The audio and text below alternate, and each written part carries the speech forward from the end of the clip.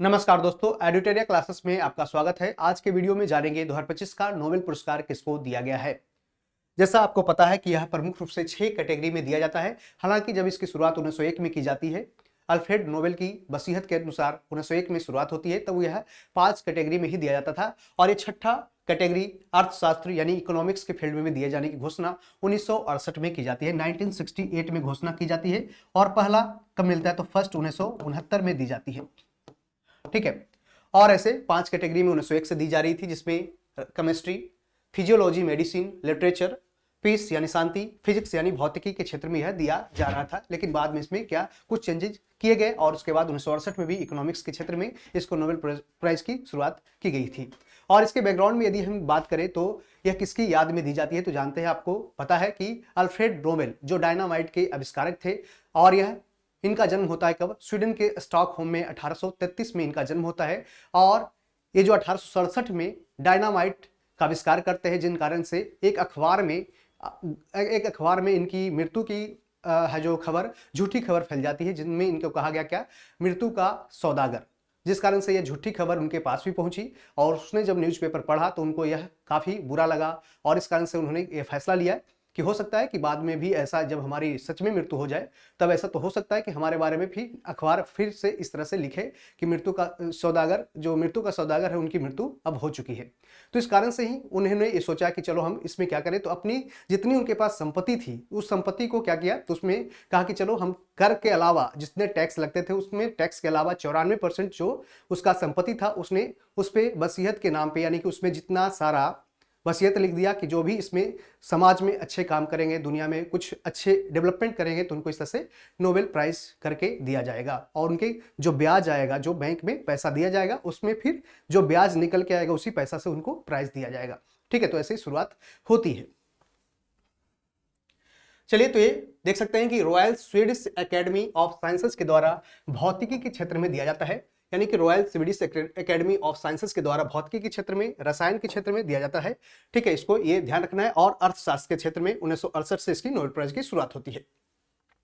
कैरोलिस्का institute की Nobel assembly के द्वारा फिजियोलॉजी या मेडिसिन कह सकते हैं या चिकित्सा के क्षेत्र में यह पुरस्कार दिया जाता है। किसके द्वारा, तो कैरोलिस्का इंस्टीट्यूट की नोबेल असेंबली द्वारा। वहीं स्वीडिश एकेडमी के द्वारा साहित्य के क्षेत्र में, लिटरेचर के क्षेत्र में यह दिया जाता है। वहीं नॉर्वेजियन नोबेल समिति यानी नॉर्वेजियन स्टार्टिंग संसद के द्वारा चुनी गई समिति के द्वारा यह शांति के क्षेत्र में नोबेल पुरस्कार दिया जाता है। तो इस तरह से एक एक कमेटी बैठती है, उसके बाद डिसाइड की जाती है क्या, तो नोबेल पुरस्कार की कमेटी देने की घोषणा इस तरह से करती है।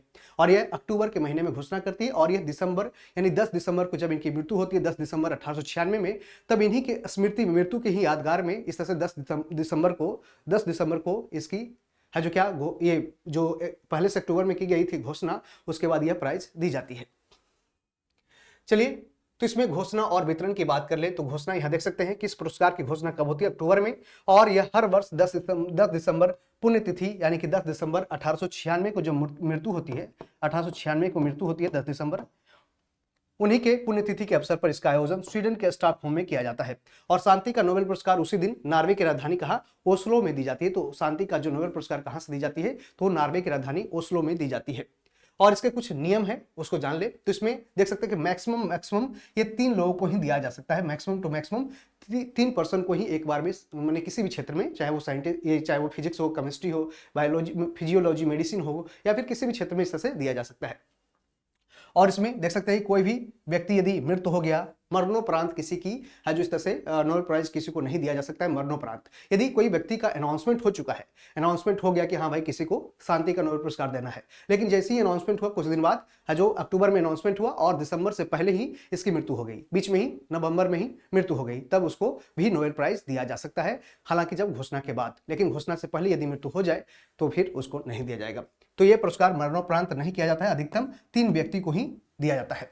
और यह पुरस्कार घटक की बात कर ले तो 18 कैरेट गोल्ड मेडल का जो इस तरह से दिया जाता है, डिप्लोमा जो एक सर्टिफिकेट टाइप का दिया जाता है, और 11 मिलियन है जो इस तरह से दिया जाता है इसमें एसी के।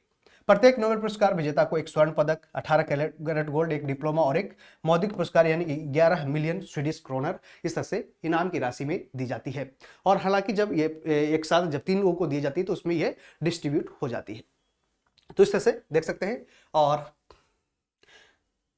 चलिए तो इस बार जो रसायन शास्त्र में नोबेल पुरस्कार 2025 की बात कर ले तो इस बार किसको मिला है, इसकी अनाउंसमेंट होती है कब, 8 अक्टूबर को अनाउंसमेंट होती है। और इस तरह से रसायन विज्ञान की बात कर ले तो उसमें सुसुम कितागावा, रिचर्ड रॉबसन और उमर यागी, रिचर्ड रॉबसन और सुसुम कितागावा को रसायन विज्ञान यानी केमिस्ट्री के क्षेत्र में काम करने के लिए इनको दिया गया है। और ये काम क्या था, तो मेटल ऑर्गेनिक फ्रेमवर्क का विकास करना, जिसमें गैस भंडारण, कैटालिसिस करना और सतत विकास में इस तरह से उपयोगी हो सकता है, यानी कि किस तरह से आप गैसों का भंडारण कर सकते हैं। एक कह सकते हैं क्या, एक मेटल ऑर्गेनिक फ्रेमवर्क यानी कि जो पोरस टाइप का, यानी स्पंज जो होता है, स्पंज के क्षेत्र जैसे ये काम करेगा। और ये मुख्य रूप से जो क्या क्लाइमेट फ्रेंडली रहेगा, यानी इन्वायरमेंट फ्रेंडली यह काम करेगा। और ये गंदगी को शुद्ध करना या फिर पर्यावरण को शुद्ध करना इसका मुख्य मकसद भी रहेगा। और शुद्ध हाइड्रोजन को भी इस तरह से ट्रांसपोर्ट करने में भी सहायक रहेगी। तो इस तरह से एक पोरस टाइप का रहेगा जो एक क्या करेगा, अब्जॉर्ब करेगा। तो उसी आधार पर इस तरह से एक बनाया गया जो मुख्य रूप से इन्वायरमेंट फ्रेंडली था। और नए इस तरह से एक डेवलपमेंट हुआ, नए इनोवेशन हुआ, जिस कारण से मेटल ऑर्गेनिक फ्रेमवर्क का विकास करने के लिए गैस भंडारण के क्षेत्र में या फिर कैटालिसिस और सस्टेनेबल डेवलपमेंट भी उपयोगी हो सकता है। इसके क्षेत्र में काम करने के लिए 3 साइंटिस्ट को इस तरह से नोबेल पुरस्कार केमिस्ट्री के फील्ड में यानी रसायन विज्ञान के क्षेत्र में दिया गया। सुसुम कितागावा, रिचर्ड रॉबसन और उमर यागी को इस तरह से दिया गया है। तो तीनों का नाम आपको याद रखना है। आगे बढ़ते हैं तो चिकित्सा यानी फिजियोलॉजी और मेडिसिन की बात करें तो इस क्षेत्र में किसको किसको नोबेल प्राइज दिया गया है 2025 का। तो इसमें नाम है मैरी ई ब्रुनको, फ्रेड रैंसडेल और सिमोन साकागुची, यानी नाम याद रखना है, ब्रुनको, रैंसडेल और साकागुची, ये तीनों को इस तरह से नोबेल पुरस्कार 2025 फिजियोलॉजी या मेडिसिन या चिकित्सा के क्षेत्र में दिया गया है। और इसमें मुख्य रूप से रेगुलेटरी टी सेल्स की खोज करने के लिए जो इम्यूनी सिस्टम को अपने ही शरीर पर हमला करने से रोकती है, यानी कि पेरिफेरल इम्यून टॉलरेंस के लिए, यानी कह सकते हैं यदि आपको जो इम्यूनी सिस्टम है यानी कि जो आपका प्रतिरक्षी तंत्र है, यानी आपको उसको कैसे पता होता है, किस कारण से पता होता है कि हमको क्या करना है, तो बाहरी जो तत्व है, जो बाहरी नुकसान शरीर को पहुंचाने वाला है, उसको तो रोकना ही है, उसको मारना ही है।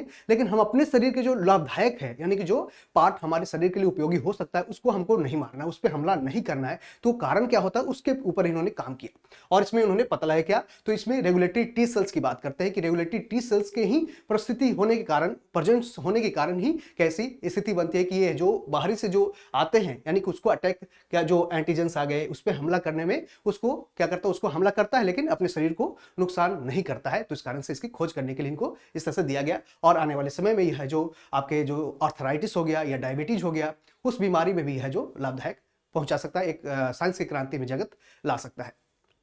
ठीक है, साइंस जगत में एक क्रांति ला सकता है। अगला है साहित्य की बात कर ले यानी लिटरेचर की बात कर ले तो इसमें लास्लो क्रास्नहोरकाई को इस तरह से, लास्लो क्रास्ना हरेकाई जो हंगरी के लेखक हैं, उनको इस तरह से नोबेल प्राइज साहित्य के क्षेत्र में या लिटरेचर के क्षेत्र में दिया गया। और इनके काम रही क्या, तो उनके दूरदर्शी साहित्यिक रचनाओं के लिए जो सर्वनाश के आतंक के बीच कला की शक्ति को भी पुनर्स्थापित करती है, यानी कि जिस तरह से हमारे समाज में, जिस तरह से हमारे वर्ल्ड जो क्या जरी तो सर्वनाश की स्थिति की ओर आगे बढ़ती जा रही है, जिसमें ये अपनी कला को भी इस तरह से महत्व देते हैं। और इस तरह से कला के कारण यानी कि किस तरह से वो आर्ट्स के ऊपर, किस तरह से वो आर्टिंग यानी कि अपना कला क्षेत्र को भी आगे बढ़ाने के लिए, यानी किस तरह से जो हम लोग कह सकते हैं कि जो एक कला में जो शक्ति होती है, उस शक्ति को पुनर्जागृत करने का काम किया, जिस कारण से उनके साहित्य को इस तरह से नोबेल प्राइज लिटरेचर के क्षेत्र में इस बार 2025 में दिया गया। लास्लो क्रास्ना हरेकाई जो हंगरी के लेखक हैं।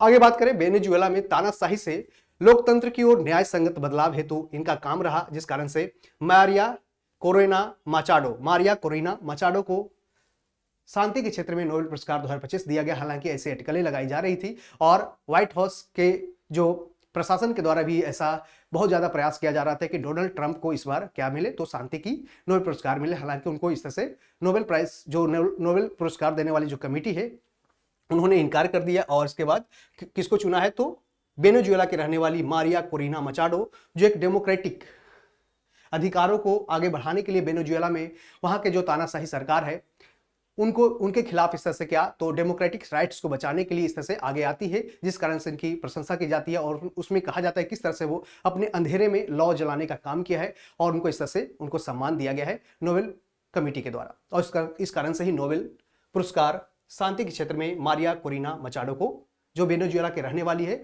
उनको यह दिया गया है। आगे बात करें अर्थशास्त्र यानी इनोवेशन से होने वाले आर्थिक विकास पर रिसर्च करने हेतु किनको किनको दिया गया है, तो इनका नाम है जोएल मोकीर, फिलिप एगियन और पीटर हॉबिट। यानी Joel Joel Mokyr, Philippe Aghion, Peter Howitt, ये तीनों को संयुक्त रूप से अर्थशास्त्र के क्षेत्र में काम करने के उद्देश्य से इनको दिया गया है। और इन्होंने काम क्या किया, तो इनोवेशन से होने वाले आर्थिक विकास पर रिसर्च हेतु। और इनका कहना यह है, जिस तरह से हमारे जो कैसे ये जो नए प्रगति हो रहे हैं, नए टेक्नोलॉजी में जो प्रगति हो रही है, प्रोग्रेस हो रही, जो पुराने वाले जो प्रगति हैं उसको क्या करना है, उसके ऊपर रिप्लेस हो रहा है और उसमें एक दुनिया को एक नई अर्थव्यवस्था की ओर आगे बढ़ाने के लिए आगे बढ़ा रहा है, यानी प्रगति करा रहा है। किस तरह से पुराने टेक्नोलॉजी को छोड़े और नए टेक्नोलॉजी को अडॉप्ट करे और इकोनॉमिक्स के फील्ड में और भी आगे बढ़े, यानी सस्टेनेबल इकोनॉमिक्स कर सकते हैं या नए इनोवेटिव इकोनॉमी की ओर हम लोग बढ़ सकते हैं। जिस तरह से हम लोग जैसे कह सकते हैं कि आर्टिफिशियल इंटेलिजेंस के ऊपर हम लोग आगे बढ़ते जा रहे हैं और किस तरह से हम लोग पीछे वाले जो टेक्नोलॉजी है उससे भी पीछे जैसे बार्टर एक्सचेंज हो गया। जिस तरह से हम लोग पहले शुरुआत में क्या, तो इसमें एक अनाज के बदले अनाज है जो ट्रांसफर करते थे, लेकिन अब क्या, तो मनी एक्सचेंज हो गया, करेंसी एक्सचेंज हो गया। अब ऑनलाइन में इस तरह से डाटा एक्सचेंज हो रहा है, क्या, तो ऑनलाइन है जो क्या डिजिटल ट्रांजैक्शन हो रहा है, डिजिटल करेंसी का ट्रांजैक्शन हो रहा है, बिटकॉइंस हो गया। तो इस तरह से हम एक आगे बढ़ते जा रहे हैं, जिस कारण से इकोनॉमिक्स भी आगे बढ़ता जा रहा है। तो उसी क्षेत्र में इन्होंने है जो काम करने की बात कही, जिस कारण से इनको इस तरह से सम्मानित किया गया है नोबेल प्राइज इकोनॉमिक्स के फील्ड में। Joel Mokyr, Philippe Aghion, Peter Howitt. हालांकि इसकी शुरुआत कब होती है, 1968 में, और पहली बार जो नोबेल पुरस्कार दी जाती है 1969 में दी गई है। ठीक है, चलिए बात करें भौतिकी यानी फिजिक्स के क्षेत्र में काम करने वाले 3 साइंटिस्ट को इस बार नोबेल पुरस्कार दिया गया, जिसमें जॉन क्लार्क हो गए, Michel H Devoret, John M Martinis,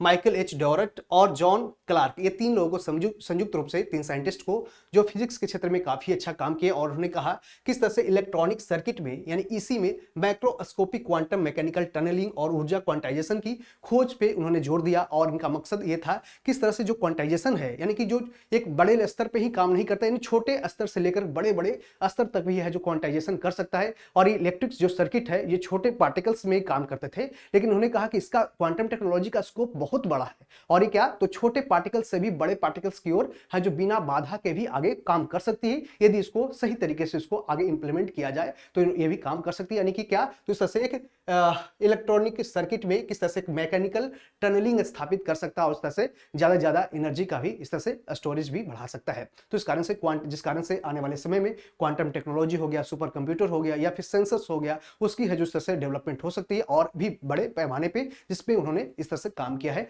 तो इनका ऊपर इसमें जो काम करने के उद्देश्य से किया है उसको भी आपको याद रखना है, साथ साथ किसको मिला है, तीनों साइंटिस्ट का नाम याद रखना है। तो ये सब याद रखते हुए चल सकते हैं। तो यह बात करें तो और बता दें कि भारतीय मूल के कितने साइंटिस्ट रहे जिनको इस तरह से नोबेल पुरस्कार दिया गया है, जो पहले दिया जा चुका है। 1913 की बात करें तो रविंद्रनाथ टैगोर को साहित्य के क्षेत्र में दिया गया था, और यह एशिया का सबसे पहला नोबेल पुरस्कार किसको मिला, तो रविंद्रनाथ टैगोर को मिला। किसके लिए, तो साहित्य लिखा उन्होंने, गीतांजलि लिखा 1910 में लिखा था। इसके बाद 1913 में उनको इस तरह से पुरस्कार दिया गया था साहित्य के क्षेत्र में रविंद्रनाथ टैगोर को। ठीक है, 1930 की बात करें तो रमन इफेक्ट खोज करने के लिए डॉक्टर चंद्रशेखर वेंकट रमन को भौतिकी के क्षेत्र में यानी कि फिजिक्स के क्षेत्र में डॉक्टर चंद्रशेखर वेंकट रमन को 1930 में भौतिकी के क्षेत्र में दिया गया, जिस कारण से उन्हीं के याद में इस तरह से मनाया जाता है क्या, तो साइंस डे मनाया जाता है, नेशनल साइंस डे यानी राष्ट्रीय विज्ञान दिवस 28 फरवरी को मनाया जाता है। तो इस तरह से कि किस तरह से प्रिज्म में जब कोई किरण टकरा कर वापस बाहर निकलती है तो ये 7 रंगों में विभाजित हो जाती है, यानी स्पेक्ट्रम से 7 रंगों में विभाजित होती है, जिसके कहा जाता है विव गेओर यानी बैनिया हापी नाला इसे कहा जाता है। 1968 में बात करें तो डॉक्टर हरगोविंद खुराना को है जो इस तरह से मेडिसिन के क्षेत्र में काम करने के लिए उनको दिया गया, और उन्होंने किस तरह से जीन्स के ऊपर उन्होंने काम किया, जिस कारण से डॉक्टर हरगोविंद खुराना को मेडिसिन के क्षेत्र में 1968 में दिया गया। 1979 में 1979 की बात करें तो मदर टेरेसा को शांति के क्षेत्र में उन्होंने काफी जबरदस्त काम किया था, जिस कारण से मदर टेरेसा को शांति के क्षेत्र में 1979 में नोबेल पुरस्कार दिया गया था। और इनके बारे में आप तो जानते हैं किस तरह से उन्होंने गरीबों की, किस तरह से उन्होंने कमजोर लोगों की, किस तरह से बीमारों को उन्होंने सहायता की थी। 1998 की बात करें तो अमर्त्य सेन को दिया गया इकोनॉमिक्स के फील्ड में, और इन्होंने काफी अच्छा काम किया, वेलफेयर इकोनॉमिक्स के क्षेत्र में काम किया। यानी किस तरह से जो अर्थशास्त्र है सिर्फ जीडीपी जीएनपी नहीं होना चाहिए, एक कल्याणकारी इकोनॉमिक्स होना चाहिए, यानी किस तरह से समाज को भी आगे बढ़ा सके, समाज को भी एक नई दिशा दे सके, उसके लिए भी एक सोसाइटी को भी आगे बढ़ा सके, इसके लिए उन्होंने काम किया वेलफेयर इकोनॉमिक्स के, जिस कारण से इन्हें 1998 में नोबेल पुरस्कार दिया गया अमर्त्य सेन को। 1983 की बात कर ले तो डॉक्टर सुब्रमण्यम चंद्रशेखर को भौतिकी के क्षेत्र में यानी कि क्या, तो फिजिक्स के क्षेत्र में डॉक्टर सुब्रमण्यम चंद्रशेखर की है जो किस तरह से दिया गया 1983 में। उन्होंने चंद्रशेखर लिमिट की खोज की थी, जिस कारण से उन्हें यह पुरस्कार भी दिया गया था।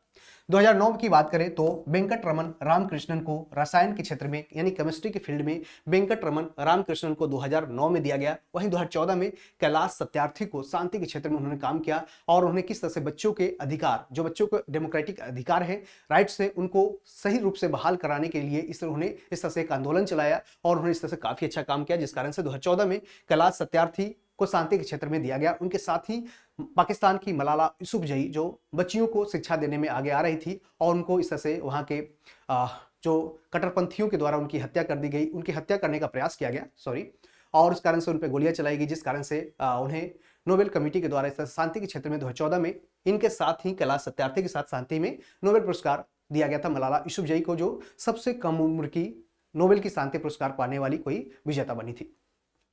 2019 की बात करें तो अभिजीत बनर्जी को इकोनॉमिक्स के फील्ड में दिया गया था 2019 में, जो भारतीय मूल के ही पश्चिम बंगाल से आते हैं अभिजीत बनर्जी, और इनको 2019 में क्या दिया गया था, तो इसे याद रखना है कि ये इकोनॉमिक्स के फील्ड में अभिजीत बनर्जी को नोबेल पुरस्कार दिया गया था।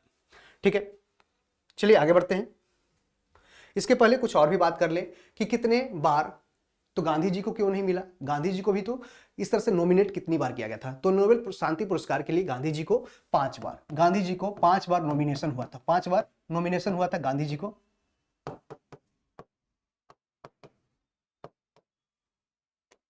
पांच बार नॉमिनेशन किसको हुआ था, तो गांधी जी को 5 बार नॉमिनेशन किया गया था।